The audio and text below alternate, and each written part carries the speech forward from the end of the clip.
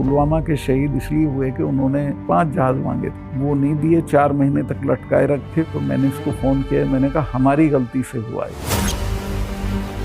अडानी तो आपने इसकी चिपका दिया, वो तो छूटेगा नहीं। गांव-गांव चला गया अडानी का, वो 20,000 का आपने उठाया था, 20,000 को इतना बड़ा इन्वेस्टमेंट कहाँ से आएगा? मगर वो भी मीडिया ने कहीं नहीं उठाया। अडानी ने बड़े बड़े गोदाम बना दिए, फसलें एक दाम पे खरीद ली, अगले साल उनके दाम बढ़ जाएंगे, वो बेचेगा।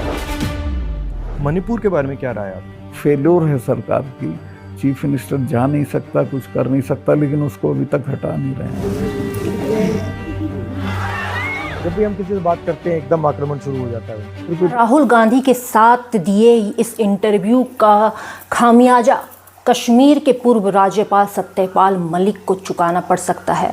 आखिर क्या रीजन है कि सत्यपाल मलिक लगातार मोदी सरकार पर निशाना साध रहे हैं? पुलवामा अटैक की पूरी जिम्मेदारी मोदी सरकार पर दे रहे हैं, प्रधानमंत्री मोदी को देते हैं, लेकिन आखिर क्या वो रीजन है कि सत्यपाल मलिक पर केंद्र सरकार या प्रधानमंत्री मोदी कार्रवाई नहीं कर रही है? जहां एक तरफ उनसे ज़रा सा सवाल क्या कर लिया जाए, ईडी और सीबीआई की कार्रवाई शुरू हो जाती है, गिरफ्तारियां शुरू हो जाती हैं, तो आखिर क्या रीज़न है कि सत्यपाल मलिक पर अब तक ऐसी कोई कार्रवाई सुनने को नहीं मिल रही है? और यही रीज़न है कि क्या सत्यपाल मलिक का हौसला इतना बढ़ गया है कि अब वो उस खेमे में जाकर इंटरव्यू दे रहे हैं। बाकायदा राहुल गांधी ने उनके इंटरव्यू को अपने यूट्यूब चैनल के हैंडल में डाला है और तमाम तरह के गंभीर आरोप लगाए हैं। वो सारे आरोप जो राहुल गांधी लगातार संसद में लगाते हुए देखे गए हैं। जिस तरीके से अडानी का मामला है कि 20 करोड़ की जो बात राहुल गांधी ने की थी, या पुलवामा अटैक की अगर हम बात कर लें, या जिस तरीके से मणिपुर की एक घटना जो सामने आई थी और जिसमें पूरे देश भर की जनता ने देखा था कि प्रधानमंत्री मोदी लगातार चुनाव प्रचार प्रसार में थे, लेकिन मणिपुर के मामले में उन्होंने गंभीरता नहीं दिखाई थी। और अब सत्यपाल मलिक लगातार ये कहते देखे गए हैं कि पुलवामा का अटैक रोका जा सकता था, लेकिन ऐसा हुआ नहीं। और अटैक होने के बाद प्रधानमंत्री मोदी ने उन्हें हिदायत दी कि आप चुप रहिए, आप किसी से कुछ मत कहिएगा। और इन्होंने कहा कि मुझे लगा कि हो सकता है कि मोदी सरकार इस पर कुछ कार्रवाई करेंगी और मेरे बोलने से हो सकता है कि आतंकवादी अलर्ट हो जाएं, इसलिए मैंने सोचा कि चुप रहना ही बेहतर होगा। लेकिन कार्रवाई के नाम पर एक सर्जिकल स्ट्राइक लगा दी गई और उसके बाद चुनाव के दरमियान इसका पूरा फ़ायदा मोदी सरकार ने उठाया और वोटर्स को ये बोला गया कि वोट डालने के पहले पुलवामा में हुए शहीद को याद कर लिया जाए। हालांकि हमारे देश की इतनी भोली जनता, उन्होंने पुलवामा अटैक के शहीद को तो याद किया, लेकिन उन्होंने ये याद नहीं किया कि पुलवामा अटैक किस सरकार के मौजूदगी में पुलवामा का वो अटैक हुआ था।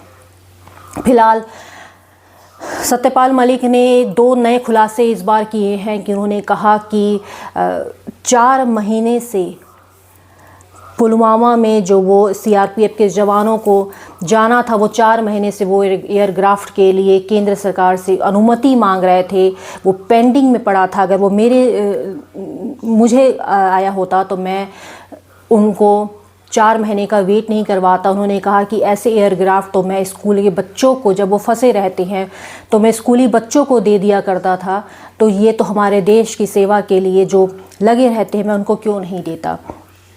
तो एक बड़ा हमला रोका जा सकता था। उसके साथ उन्होंने कहा कि जिस बारूद के वैन से सीआरपीएफ की गाड़ी टकराई थी, वो उस एरिया में पिछले 10 से 15 दिनों तक राउंड करती रही और वहाँ के जो सुरक्षाकर्मी हैं वो इस बात को नज़रअंदाज करते रहे। यानी सुरक्षा की दृष्टि से अगर कश्मीर की हम बात करें तो कश्मीर अपने आप में बहुत नाजुक वो स्थिति होती है। तीसरा आरोप उन्होंने ये लगाया कि सीआरपीएफ के जवान के जिस तरह से जाना था वहाँ पर उस एरिया को पूरी तरीके से सैनिटाइज़र किया जाता है। सैनिटाइज़र का ताल्लुक़ उन्होंने इस चीज़ से किया कि उस एरिया को ब्लॉक कर दिया जाता है, बाकायदा उस सारे राउंड में एक जीप खड़ी कर दी जाती है, जिस रास्ते से वो उन सीआरपीएफ की गाड़ी को जाना था जीप खड़ी कर दी जाती है, और जो नॉर्मल जो सिटीजन है उनको इस रास्ते में जाने से रोक दिया जाता है तब तक के लिए जब तक सीआरपीएफ का काफ़िला वहाँ से गुजर ना जाए। आप अक्सर देखा करते होंगे कि बड़े राजनेता या प्रधानमंत्री, राष्ट्रपति, ऐसे बड़े नेताओं को जब कारवा काफ़िला उनका जब जाता है तो उस एरिया को ब्लॉक कर दिया जाता है। ठीक यही एक प्रोटोकॉल सीआरपीएफ के जवान के लिए कश्मीर में भी अपनाया जाता है, क्योंकि वो एरिया जो पूरा है संवेदनशील है। ये एक राज्यपाल ने बताया कि इस एरियाज़ को सील नहीं किया गया था, सैनिटाइज़र नहीं किया गया था। अगर किया जाता तो जब सीआरपीएफ का कारवा वहाँ से गुजर रहा था तब उस वक्त कोई भी गाड़ी, कोई भी शख्स, कोई भी परिंदा उस एरिया में नहीं जा सकता था।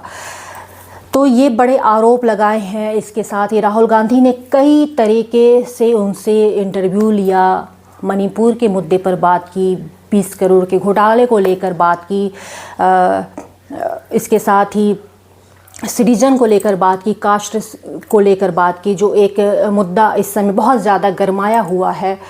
इसको लेकर भी देश भर में जो चीज़ें चल रही हैं, हालांकि 2024 का चुनाव इन सब चीज़ों को लेकर कहाँ तक सही साबित होगा, लेकिन राज्यपाल मलिक ने बड़ी बात करते हुए कहा है कि 2024 में इन लोगों को सरकार बनाना बहुत मुश्किल है, और मैं लिख कर देता हूँ इस बार इनकी सरकार नहीं बनेगी। फ़िलहाल देखने वाली बात है कि इस बार देश की जनता हिंदू मुस्लिम को लेकर चलती है। राम मंदिर का मुद्दा एक बहुत बड़ा मुद्दा है, या आज भी ये जो बड़े मुद्दे जो निकल कर सामने आ रहे हैं, मणिपुर है, पुलवामा अटैक है, इन सब चीज़ों को लेकर वो कुछ सोचती है या बदलाव करती है या नहीं है, ये कहाँ तक राज्यपाल की जो भविष्यवाणी है सच होती है, ये अपने आप में देखने और सोचने समझने की बात है। फ़िलहाल मुझे यहीं दीजिए इजाज़त, और चैनल को सब्सक्राइब ज़रूर कीजिएगा। एक्स्ट्रा न्यूज़ लाइव से दिलजीत कौर। पूर्वांचल में क्वालिटी एजुकेशन और एक्सीलेंट प्लेसमेंट के लिए राष्ट्रीय और अंतर्राष्ट्रीय पुरस्कारों से सम्मानित KIPM गीडा गोरखपुर।